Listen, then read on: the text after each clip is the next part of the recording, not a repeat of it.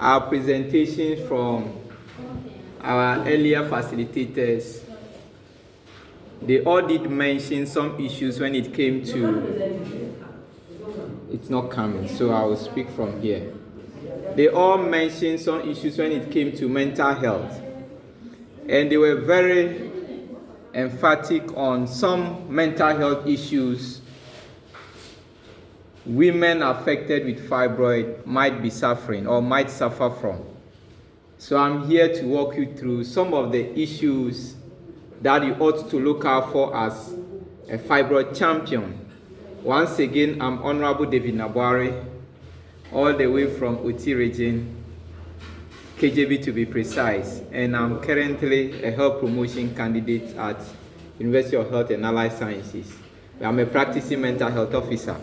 So, yes. So, when we talk about psychosocial health, it's basically having two dimensions, of which I'll be walking you through.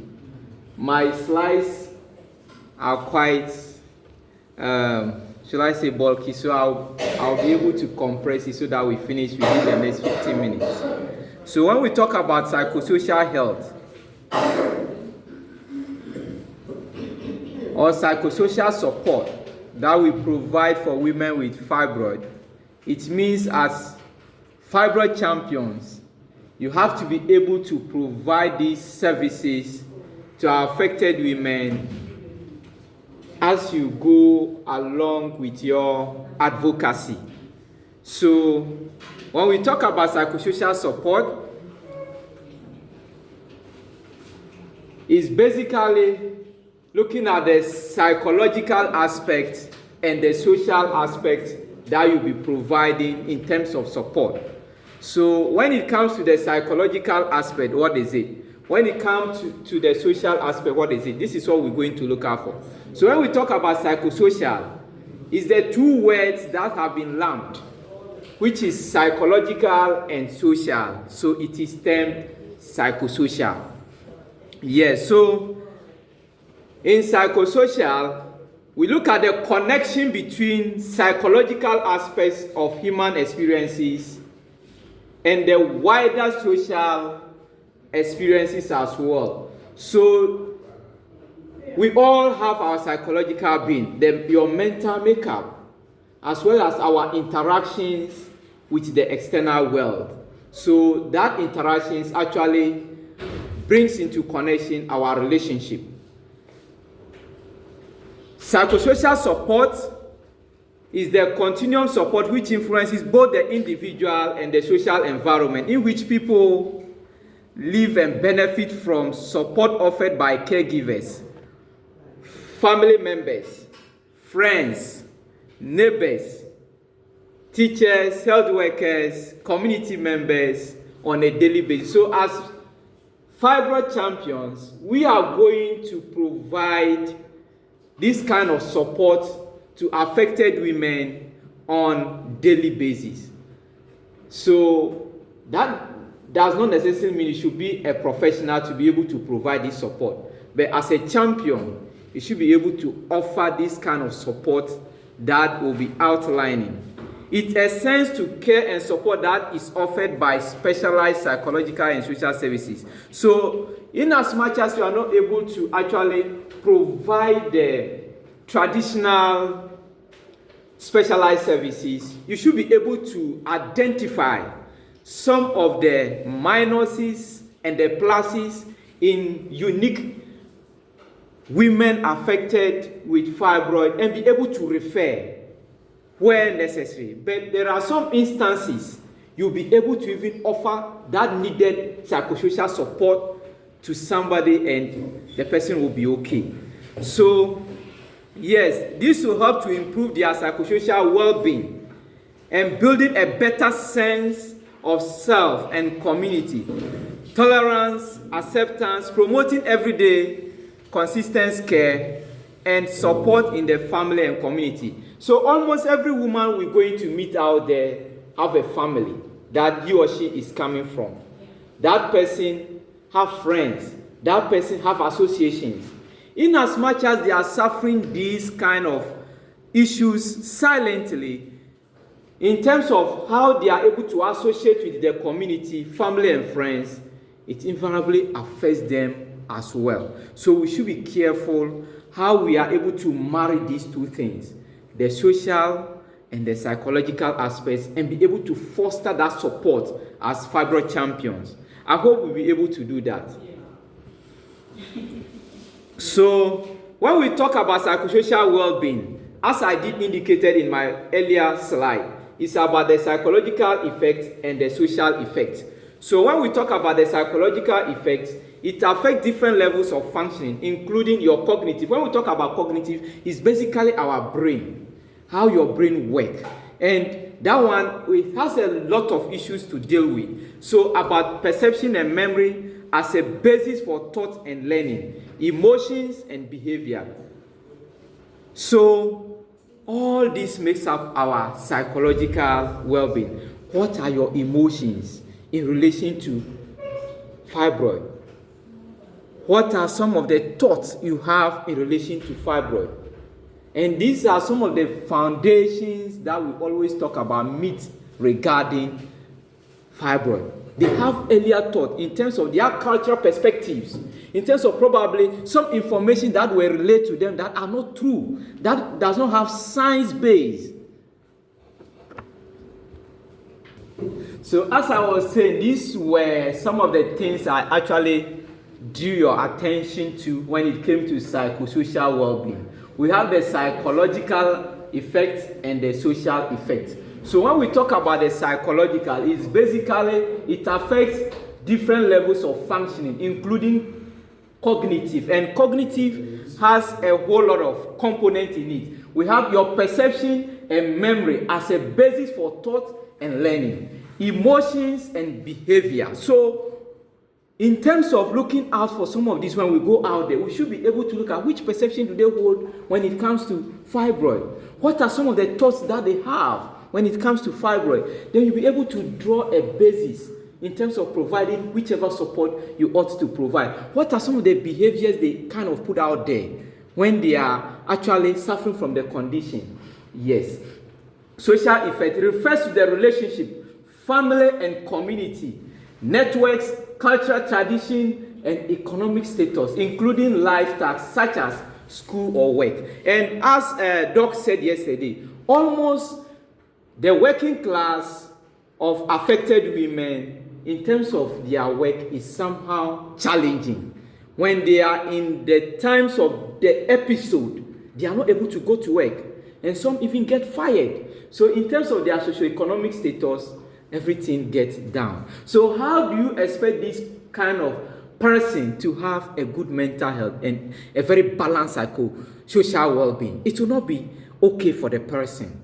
So this is why we ought to look at it. When we go to the workplaces to talk about, we should be able to talk to work managers and directors, employers about these issues. That should somebody be suffering from fibroid and you don't understand the perspective the person is coming from, oh, query, fire, it does not go on well. Some of them may go on to even contemplate suicide, and they may end it all, because if you are not able to put food on your table, it is an indication that life is almost ending with you, and we must be careful. What are some of the culture and the traditions that are actually evident in some of these?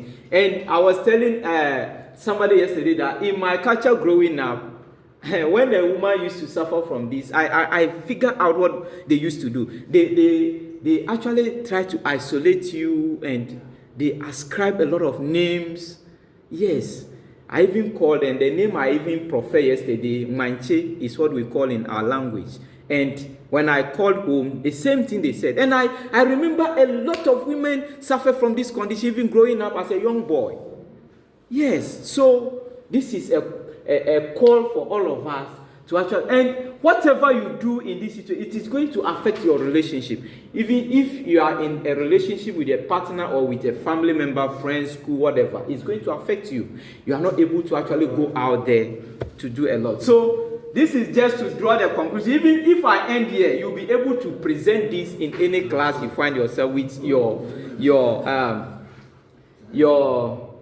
audience. So we look at the psychology, the mind, the thoughts, the emotions, the feelings, and the behavior. So the psychological aspect is this one. And this is the social aspect, the interactions and relationship with others, environment, cultures, and what? Traditions, as well as roles and tasks. So we all find ourselves in this space. And when we go out there, in as much as we talk about the interventions, what are the psychosocial support services available for our affected women in this situation? We should be able to communicate well. And in fact, I always say that even the language you put out there will compromise your psychosocial intervention. Which language do you even speak to affected women so that the person will not even be affected? In terms of yesterday, we were told how to be able to communicate appropriately so that we don't compromise our message and make the other person who is kind of affected stigmatized. Yes, I always say that information communicated, if you don't take time, may affect someone out there or even mar your process of whatever you want to do. Are we following? So types of psychosocial issues. In our situation, we find ourselves as fibroid champions. When someone is affected with fibroid, as we all did agree that we go by the term, or with the term affected with fibroid, the person will be facing this catalog of issues. These are just a few. Yes, we have depression and anxiety. Yes, some of them will be depressed because they're feeling you will not be there. It's not easy. Anxiety says, and if they want to go out, what will happen out there?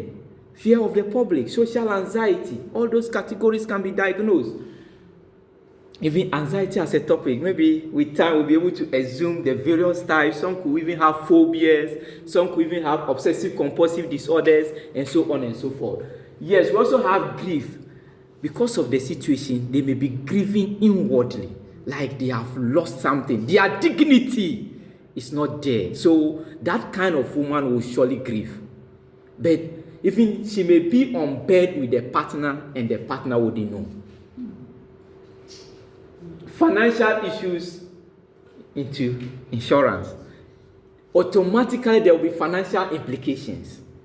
And when there are financial implications, it compromises everything. Maybe that woman is not even having a support from the family, neither does she have support from the husband whom she's married to. And this sickness, the husband who doesn't understand can even say, oh, you are the one who has done it. It's your own issue. Face it all alone.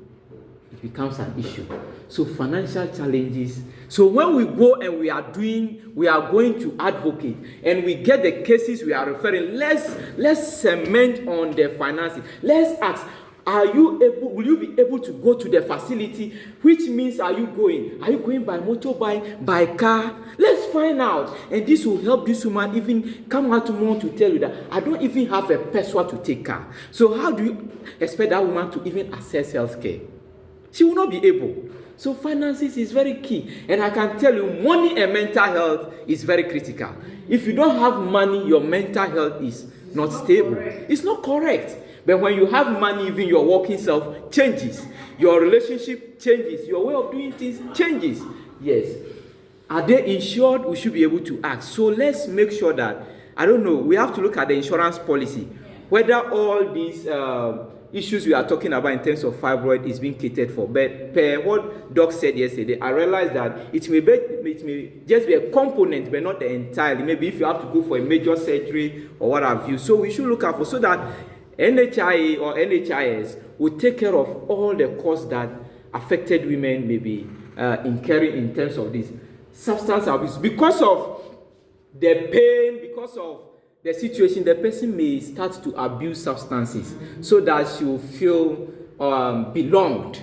Yes, maybe I feel I have low self-esteem because of my situation. Is it not better I get some wine in the room, then I begin to get high, move along with community? Yes, it could happen. And some, they may even take it as a way of getting themselves motivated indoor. So I can tell you, and some they can, because of the concoctions that they will go to the herbalist, they will tell them you have to be drinking the alcohols every morning, and that makes them get abused. So they must get the substances and start taking them with the preparations. Whether they will help them or they will not help them is try it all and see. So psychologically, they are even compromised as to looking out for the best intervention out there. Loss of independence. You see, this one, I don't think I should talk much about it. You see, when we talk about quality of life, when you have a very good quality of life, your independence is rest assured. But when your quality of life is kind of compromised, where is that your independence? You ask this person, oh, I went to this person and I was treated this, I went to this person, so you kind of follow people up and down, people will direct you. You don't have that self-independence to determine the kind of help, the kind of health you have to even live. Housing status and change.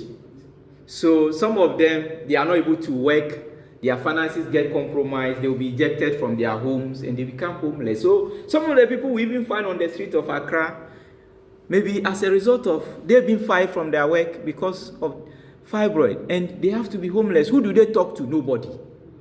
So I can tell you that even people might have died by suicide because of this situation. Crime and abuse. So if you are not able to fend for yourself, and the best possible means is to get other things to get yourself go, so you surely enter into crime. Maybe you ought to go and steal to earn something, and at the end you'll be committing some crimes. And when we talk about neglect, because people don't understand you, it's either self-neglect or people neglect you. They don't understand your situation. And that is the basis where we fail when it comes to most of our interventions. What you are suffering from, it is within you. Nobody knows. And you are the only person who can tell your situation, but they don't understand you. So when you complain to an extent, you give up. Because they don't hear me. So is it not better I give up? Social isolation. I am in my room. Like how we came here. I think I was the only person who was able to welcome almost everybody that came when I was sitting down there. It was a way of socialization. I just wanted to get that kind of acquaintance with all of you, though the opportunity couldn't come so that we talk where you come from and this and that. But I was happy even helping most of you get to your rooms. And that is a fulfillment to me. But in situations like this, you never find them there, even to go out. In fact, I have, not in a fibroid situation, I have a situation that I was working with somebody, and when I begin moving with the person said, if not you, Honorable, I never thought of speaking in public because of how I was even brought up. That I was always, because my parents don't go out. Negative coping mechanisms. Where will they get the positive ones up? They are always within themselves. So the kind of coping strategies they ought to have in terms of recovery, in terms of navigating through the journey, will always not be the appropriate. Because they are not even speaking to the right people, like the fibroid champions, who give them the appropriate direction as to how to assess healthcare and also seek interventions. Are we following, my people? Yeah. Developing new mental symptoms or exacerbate pre-existing symptoms. You will surely develop. So, yes, I'm going to talk about this. So, upon mentioning all this, some of them could even develop what we call post-traumatic stress disorder. Because it is always a situation that happens when you are faced with a very dire situation, like an accident. That woman probably, she had gone for surgery and happened to go through that episode of that pain. They are still telling her that we still have to do another surgery for you. She will be thinking about the first episode. What happened to me? How I went through. Maybe they won't even give before they went for secondary suturing. It's not easy. So some of them will be going through post-traumatic stress disorder and wouldn't know. So we must be careful when we are talking to them. Let's find out. All of them have their unique coping strategies. Like our sister here, like our mother here. You all have your own coping strategies when you are faced with a challenge. Someone in broken heart, someone in another broken heart may be different. And I always say that if you have broken heart yesterday, getting another broken heart tomorrow, the way you are going to face these two will be different. It depends on your investment in those two relationships. So never say that for me, the broken heart, I'm always out. It's a lie. So they will develop new mental health symptoms. Some of them will begin talking to themselves. Some of them will think about, is it not better? They will start buying the items that they used to end it all. Is it not better I go? Who cares about me? And these are the symptoms they develop. Some are on the street now, and they have nowhere going. It's not easy. I will not talk about this because we don't have time. Maslow. When I share the slide, you read about Maslow. So these are the things we look at for 5 levels of Maslow pyramid. So every human being should have all this. Physiological needs. These are requirements for human survival. Example: air, food, water, sex. When I said sex, they said no. But I'll give it to you right now. And sleep. So a woman suffering from fibroid, will she have enough sleep? Will she be able to have sex? Even the water, the scenario we heard from Doc, was the woman able to go and fetch the water? No. And food, the livelihood is cut. Even it will be 001 or 01, and at times 0. I tell you, we are going to even face nutritional issues as we go out. They will tell you, I have not eaten. Safety needs, protection, security, order, law, stability, freedom from fear. As for the fear, it's already there. Who protects women affected with fibroid? Is there any law that even protects them? We can't pinpoint. Though we are all enshrined in the Constitution, fundamental human right, then we are there. Love and belongingness. The need for interpersonal relationship motivates behavior such as friendship, trust, receiving, and giving. But in their situation, who even become their friend in their community, they are even stigmatized. Because if people begin to know that you are bleeding, they'll say, oh, maybe it's something you have done that is even causing you that. That kind of meet around the fibroid issues. Then the person will become like, oh. So in the community, only phobia. Esteem needs, self-dignity, and independence. As I said, everything is compromised. Need dignity, self-actualization. So it's from one level to the other. If you are not able to meet all this, there's no way you will self-actualize. For our president now, he wanted to be the president of Ghana. He has self-actualized. He said it in 2008. So, like, maybe our sister, like, she wants to become the first lady of Ghana. That is a self-actualization. Yeah. And when she gets there, but somebody with fibroid, even here, her marriage will be over. The things are not going on. So it's better I get out. I'll end soon because I think a lot will be given on our platforms. So I will just highlight on basic services, basic levels of psychosocial and humanitarian support, pyramid of interventions in emergencies. So when you meet somebody with fibroid, let's just see it as an emergency situation in terms of psychosocial support.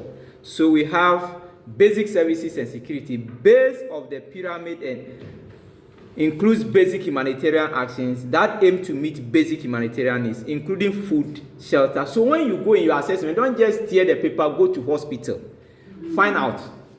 Have you eaten? Find out. Do you have water in your home? Find out. When was the last time you went for health care? Find out. Is there some safety in your environment in terms of the people who care for you? This will help you understand the situation. Response should include cultural and social considerations. The culture of the people should be your prime issues, because if you are not able to align with the culture, you can't even take the woman out of the situation. Yes. So when you go and there are restrictions in terms of culture, you have to work on that so that you'll be able to help those who are holding those laws. In fact, as an assemblyman, I realized that the local laws are more powerful than the national laws. They will not hold you and you can't move. Invisible. And when they speak, it's final. So that is why when they say mental illness, when they diagnose you and the community brings you that you have mental illness, they have already brought you. It will take the intervention of we, the practitioners, to clerk and see that, okay, the medical officer says that the person is not mentally ill. But because of your behavior and your actions in the community, they can term you as somebody who is mentally ill. Yeah. And the community, that's why I say mental health is very good, because in terms of mental illness, the community are the first people to even identify that you are not okay. Yeah. And we all know it. So providing basic humanitarian services have significant impact on the health and psychological well-being of persons affected in humanitarian situations, of which I use the humanitarian situations as our fibroid situations. So what do we do here? When you go, listen to them more. Community and family support, are they available? That is why we are falling. If they were available, research has shown that even they don't talk about it in the community. Doc, do they talk about it? It's very hard. Even in the facilities, at times it is even hard to hear those topics being communicated and presented for health talks and even on radio. It's once a while that you hear somebody come talk about it. But I tell you, issues of fibroid are so common. As we heard, 7 out of 10 from the Ministry of Health, Ghana. Yes. So it's something we must look out for. I hope we are learning something. Focused, non-specialized support. You are not going to provide professional support, but you are going to provide focused, non-specialized support for these affected individuals. Target a small group of the affected population. If you can put them into these small groups in terms of helping them. If it could be individual too, that would be fine, because we are dealing with individual situations. Usually provided by trained and supervised staff or volunteers. So we fall in this category. We, the fibroid champions. And we are the first to be trained on the continent of Africa, even in the world. Am I right? Yes. So let's clap for ourselves. So when I saw the topic, I said, no, my mental health capacity must be exhibited here as a mental health practitioner. So I am going to work with Doc and all of us to ensure that psychosocial issues, in terms of the interventions we'll be providing when it comes to fibroid, will be one of our top priorities, so that our women and people who are in this situation will appreciate it, that mental health actually plays a critical role when it comes to fibroid issues. And Doc can even admit, when it gets to those times, even the people who are close to you they don't even listen to you. People in need, if they receive no services in this level, then recovery from negative experiences is likely to take much longer. Specialized services. So you refer here. This is not your portion. If the person is telling you, I'm contemplating suicide, I think I cannot go out because I feel anxious most times. No, I'm thinking about the previous surgery too. Post-traumatic stress disorder. Refer. Talk to almost every district have a mental health practitioner. Connect with them. Some facilities have them, and they will be able to help you. So don't let us work in isolation. We are going to work with these people so that our work will be easy. Psychosocial support services can be found in camps, static facilities like hospitals and NGOs like HAM. Around 11:15, please kindly go to your rooms, and those who are leaving and pack out so that they can clean their rooms for the evening. I'll be ending soon. So we also have mobile teams for emergency. So I am employing all of you that when you go, kindly launch a helpline. You can get a new number. So that new number, wherever you go and you talk to them, you can give the number to them. Please call on this number if you are facing a challenge. So when they call, when you receive, let our tone be so romantic that these women will be ready to divulge whichever information they have. So this online will help us to engage a range of people from a wider population where you cannot even reach. You go on radio to talk, your number is put out on radio. They will call you. Then you can offer that online services as well. Don't let us go. In fact, yesterday when we were learning about what was it? Communication. Yes. This morning, yes. We can use that to leverage on our campaign so that we can reach out to a larger population. Community centers, go to the clinics, women and girls safety spaces. So I know most of you have the women groups. Most of you have the hairdresser groups. Most of you have a lot of groups in your community. Let's make good use of them. The Queen Mothers Associations and even the chiefs. When we get to the chief, when we get to the assembly members, even the municipal assembly, let's walk to the MC and engage the MC. You have a wife. You have sisters. The assembly members same. Have you found out whether some of them have these issues? Yes, there will be bridging the gap between people who are not even coming out to even talk about this. Beneficiary populations from. So, in effect, at the end, when we get ourselves trained on our platform, you are going to be providing these combined services. Mental health and psychosocial support is one of the most, should I say, demanding areas now. Mental health and psychosocial support. In fact, in disaster, whichever form of disaster, in any emergency, these are the things we do. I was at the domain, Mepe, to provide mental health and support to the affected victims. And even the women, I asked them whether some of them were menstruating and all those things. Yes. Whether it was normal or abnormal. Somebody said, I said, no. There are some other things that could be hiding there. Even the flooding cell can trigger some of these things. In fact, women issues are so complex that structure there is not easy. Almost each of us came out from a womb. So we must prioritize the health of the womb. Thank you. Yes, people and children most at risk. So at our age, we were taught that, no, at this level, we were taught that at 15, 13, young girls who start menstruating even experience some of these symptoms. So we shouldn't leave them out in the schools. We shouldn't leave them out in the market centers. We should talk to them. Those who start their menses early, yes. Pregnant women and widows, we should look out for them. Some of them may be suffering. Pregnant women, let's ask them, do they have some of these things? When they go to the ANCs, are these assessments done for them? Older people, yes, I remember some people said my fibroid was removed at 50. They are older women. Maybe some of them could be suffering silently. And you don't know. Oh, let's leave them. No.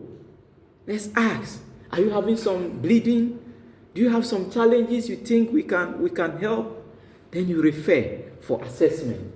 Yes, students suspended from school. It could be as a result of this. As somebody said, she couldn't get a job because of this issue.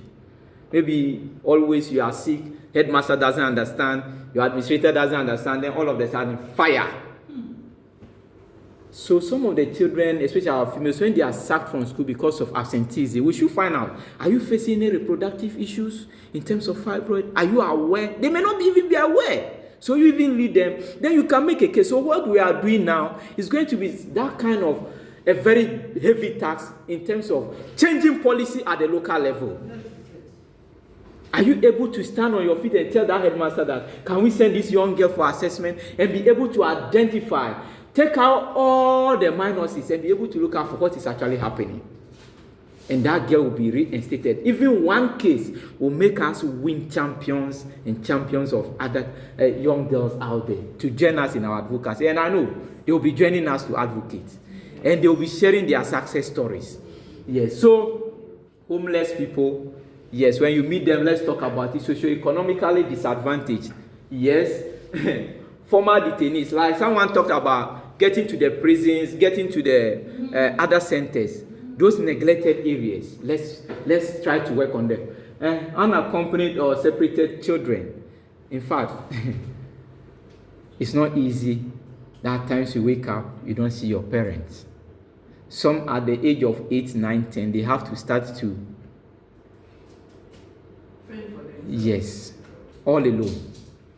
People in need of mental health, especially people who are diagnosed with mental illness. So it means that, Doc, these are Fibroid champions are even going to provide some mental health services to people we even see on street. Yeah. Yes, who are, let me say, vagrants, who are women. And those success stories, unique ones, I can tell you that it will let your project even be one of the centers that will be training people around the world. Survivors of stressful events or traumas, those people have had some mental health challenges. They are going through a lot. And if they are having the risk factors that we mentioned, what do you expect them to have? It will surely come. And when they come, what do you do? So we have to look out for them. Gender-based violence. Some men could even abuse their wives because of this. Ali Baba Bano and Simi Anya Kwanyani Besi. Pa. Nobody will understand. The woman says that I am bleeding. Then the man will say maybe you are on family planning. That's why you are bleeding. Who will understand you? The person who's supposed to understand you is the one who is abusing you. And working on issues of abuse, I have realized that anybody who has ever been abused, 99% of the abusers are people who are close to that abusee.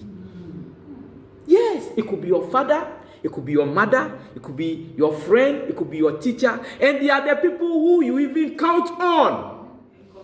Yes, because they know what you want. So they will surely be providing those things, and they have the intention to what? Put you on ground. So when you are talking about abuse, don't go far. I saw a case back in Nkwanta. This young girl was made to stay with a very prominent person in the community. And that person, all the time, will come and have sex with this small girl. And that small girl, and even as at now, there is no way, even we ourselves, as an institution, we can fight that issue. You don't have the resources. The person is disadvantaged. When the girl was telling the father that where you brought me to come in school, I'm being abused, the father said, I will not hear. The girl went through depression. We have to come in, take her out, provide her some accommodation. The last time I met her, she was selling eggs after SHS. I'm still thinking to go and revisit that issue because that girl was good. But she told me, David, what can you do to help me at the mental health unit? Can you take this issue up? I said, Madam, I'm not sure. I don't have the resources. And all of us, I don't think we can even fight that person. So the best thing is to provide the immediate interaction. So we are going to meet some of these issues where they will tell you that even upon my bleeding, I'm even being abused. Yes. So what are you going to do as a champion? And they are the people who even, most of the time they are the people who give you money 24/7. I hope I can take something to just...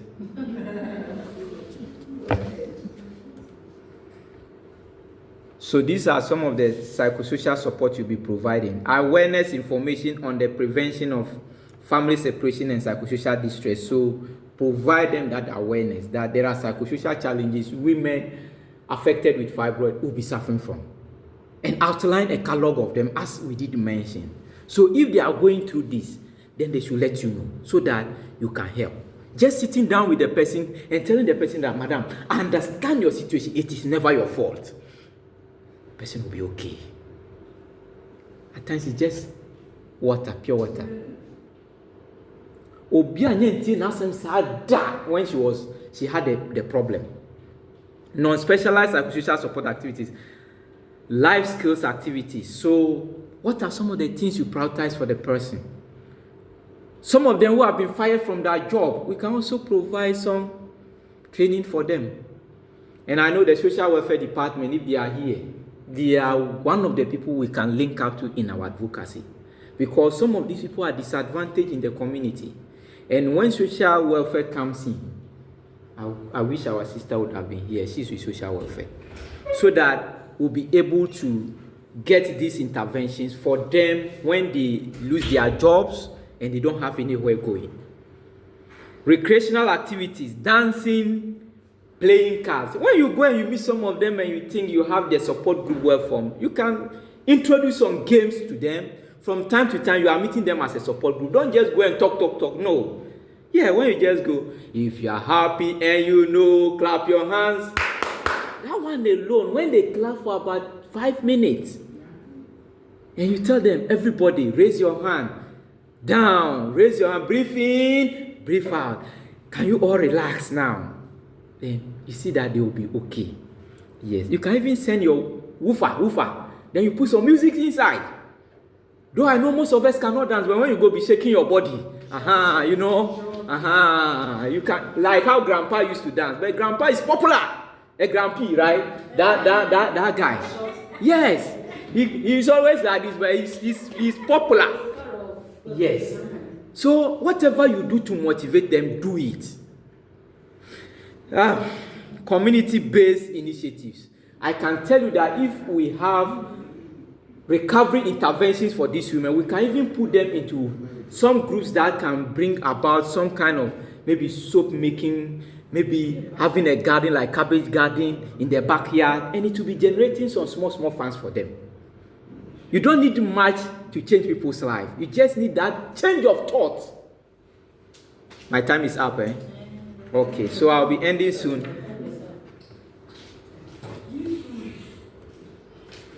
I wanted to just end here. Psychosocial support and fibroid. So psychosocial support for individuals dealing with fibroid is crucial in helping them manage the emotional and psychological impact of the condition.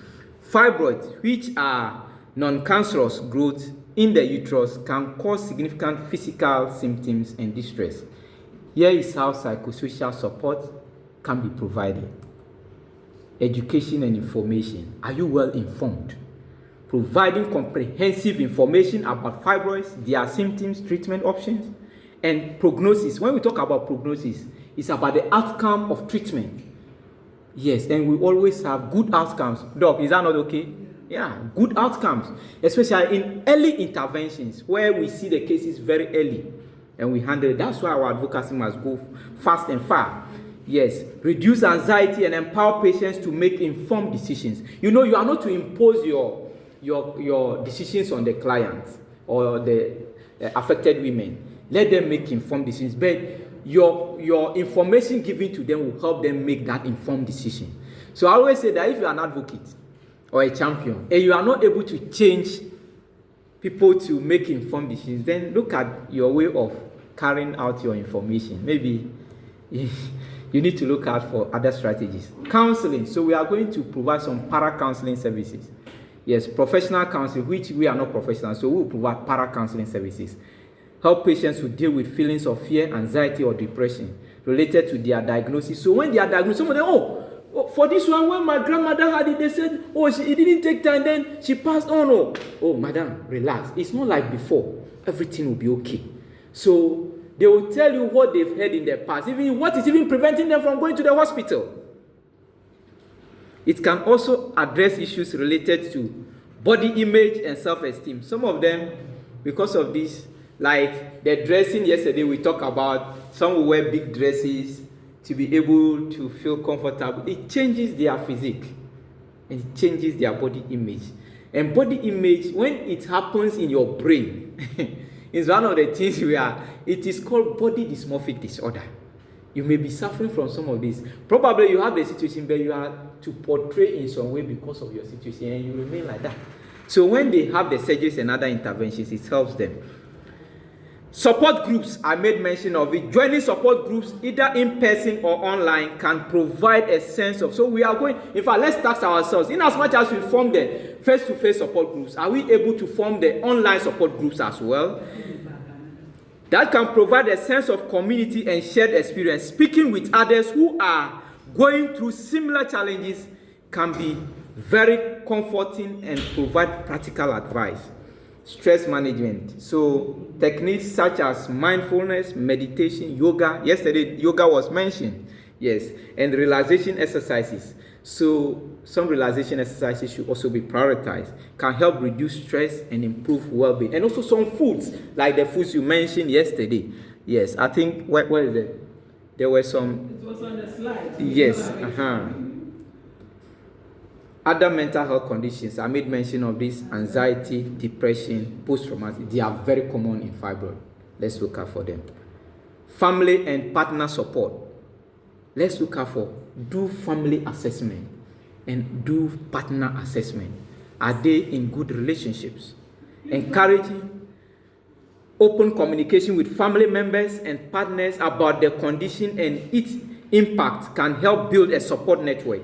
Family therapy might be beneficial if relationships are strained due to the health condition. So, first of all, ask the affected person, are you comfortable me discussing this issue with your partner or with your family? Yes. Then you have that kind of, should I say, opportunity. They will give you the go ahead to do that. That means consent has been given and you go ahead to do that. Lifestyle modification. Adopting a healthy lifestyle, including a balanced diet and regular physical activity, can improve physical health and reduce stress. A healthcare provider can offer guidance on appropriate lifestyle changes. So, if you are not a diet therapist, the foods doc brought here, we need them. If we still need other foods like the vegetables and things, and we think we don't have the appropriate knowledge and should I say the information at our doorstep to provide to our affected women, let's look out for those who are in that field, the nutrition experts, the dietitians, and the medical officers. Then they will advise us on the lifestyle modification. Maybe some exercises that will be good. Maybe with time we'll be providing them on the platform. You need to do this when you are having the condition. It also depends on the stage of the condition. Professional support, that one, it is for them over there. Workplace support, yes. Your workplace, do they even understand that you have fibroid? No, they don't care. So we are going to create awareness there so that they will understand now. On this note, I thank you very much for listening to me. God bless you all. Thank you. I'm done.